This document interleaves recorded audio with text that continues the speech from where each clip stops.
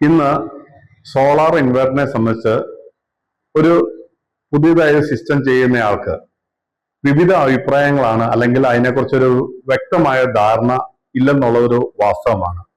അപ്പൊ അതിനെ സംബന്ധിച്ച് ഒരു ക്ലാരിറ്റി നൽകുക എന്ന ഉദ്ദേശത്തോടു കൂടിയാണ് ഈ വീഡിയോ ചെയ്യുന്നത്. പ്രധാനമായും സോളാർ ഇൻവെർട്ടറുകൾ മാർക്കറ്റിൽ 4 തരമാണുള്ളത്. ഒന്ന് on grid solar system, on grid hybrid solar system, അതുപോലെ തന്നെ off grid solar system, off grid hybrid solar system. അങ്ങനെ 4 തരം ഇൻവെർട്ടറാണ് മാർക്കറ്റിൽ സുലഭമായി നമുക്ക് ലഭിക്കുന്നത്.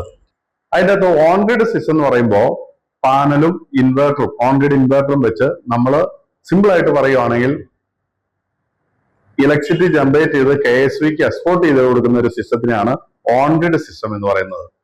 എന്നാൽ ഓൺ ഗ്രിഡ് ഹൈബ്രിഡ് സിസ്റ്റം എന്ന് പറയുമ്പോൾ അതിൻ്റെ അകത്ത് ബാറ്ററിയും വരുന്നുണ്ട്. അത് ഓൺ ഗ്രിഡ് ആയിട്ടും വർക്ക് ചെയ്യും, ഓഫ് ഗ്രിഡ് ആയിട്ടും വർക്ക് ചെയ്യും. ഈ 2 യൂണിറ്റ് കൂടി, അല്ലെങ്കിൽ ഓൺ ഗ്രിഡും ഓഫ് ഗ്രിഡും ഒരു സിസ്റ്റത്തിൽ വർക്ക് ചെയ്യുന്ന ഒരു യൂണിറ്റ് ആണ് ഓൺ ഗ്രിഡ് ഹൈബ്രിഡ് എന്ന് പറയുന്നത്. അപ്പം ഓൺ ഗ്രിഡ് ഹൈബ്രിഡ് എന്ന് പറയുമ്പോൾ നമ്മൾ ഫസ്റ്റ് സോളാർ പവറിൽ നിന്ന് ഉപയോഗിക്കുന്ന പവർ എടുത്ത് ബാറ്ററി ടോപ്പ് അപ്പ് ചെയ്ത് ഫില്ല് ചെയ്തതിനു ശേഷം മാത്രമായിരിക്കും അത് എക്സ്പോർട്ടിങ് സ്റ്റാർട്ട് ചെയ്യുന്നത്. ഏതെങ്കിലും സമയത്ത് ഇലക്ട്രിസിറ്റി ഇല്ലാതെ വരികയോ അല്ലെങ്കിൽ ഇല്ലാതെ വരുന്ന സാഹചര്യത്തിൽ, അല്ലെങ്കിൽ നമുക്ക് കറണ്ട് ഇല്ലാത്ത സാഹചര്യത്തിൽ അത് ഓഫ് ഗ്രിഡ് ആയിട്ട് വർക്ക് ചെയ്യും, അതായത് ബാറ്ററിയിൽ നിന്ന് ഡ്രൈവ് ചെയ്യും. അപ്പൊ ഓൺ ഗ്രിഡ് ഇൻവെർട്ടർ എന്ന് പറയുന്നതിൻ്റെ അകത്ത് ഒരു മെയിൻ ആയിട്ടുള്ള കാര്യം എന്ന് വെച്ചാൽ ഓൺ ഗ്രിഡും ഓഫ് ഗ്രിഡും ഒരു യൂണിറ്റിൽ തന്നെയാണ് ഡ്രൈവ് ചെയ്യുന്നത്. അപ്പൊ അതിന് അതിൻ്റെതായ ന്യൂനതകളും ഉണ്ട്, അഡ്വാൻറ്റേജും ഉണ്ട്. അടുത്തത് ഓഫ് ഗ്രിഡ് സിസ്റ്റം.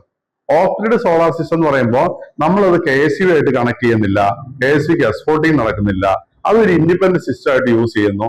അത് സൺലൈറ്റ് ഉള്ളപ്പം നമ്മൾക്ക് ബാറ്ററിക്ക് അത് സ്റ്റോർ ചെയ്യുകയും ചെയ്യും. അതുപോലെ തന്നെ സെയിം ടൈം നമുക്ക് ഡിസ്ചാർജ് ചെയ്യുകയും ചെയ്യാം. ഇനി സൺലൈറ്റ് പോകുന്ന സമയത്ത് നമുക്ക് ബാറ്ററിക്കകത്ത് ഇരിക്കുന്ന സ്റ്റോറേജ് എടുത്ത് നമുക്ക് സിസ്റ്റം എല്ലാം ഡ്രൈവ് ചെയ്യുകയും ചെയ്യാം. അതാണ് ഓഫ് ഗ്രിഡ് സോളാർ സിസ്റ്റം എന്ന് പറയുന്നത്. ഇനി ഓഫ് ഗ്രിഡ് ഹൈബ്രിഡ് ഉണ്ട്. അടുത്തത് 4ാമത്തെ സിസ്റ്റം എന്ന് പറയുന്നത് ഓഫ് ഗ്രിഡ് ഹൈബ്രിഡ് സിസ്റ്റമാണ്. ഓഫ് ഗ്രിഡ് ഹൈബ്രിഡ് സിസ്റ്റം എന്ന് പറയുമ്പോൾ അത് നമുക്ക് KSV ലൈനെ കണക്ട് ചെയ്യാം. ഒരു കാരണവശാലും KSV ലൈനെ കണക്ട് ചെയ്യുമ്പോൾ KSV പവർ ഉപയോഗിച്ച് ബാറ്ററി സ്റ്റോർ ആകില്ല. അതാണ് ശരിയായ ഒരു ഓഫ് ഗ്രിഡ് ഹൈബ്രിഡ് സിസ്റ്റത്തിന്റെ ഒരു പ്രത്യേകത.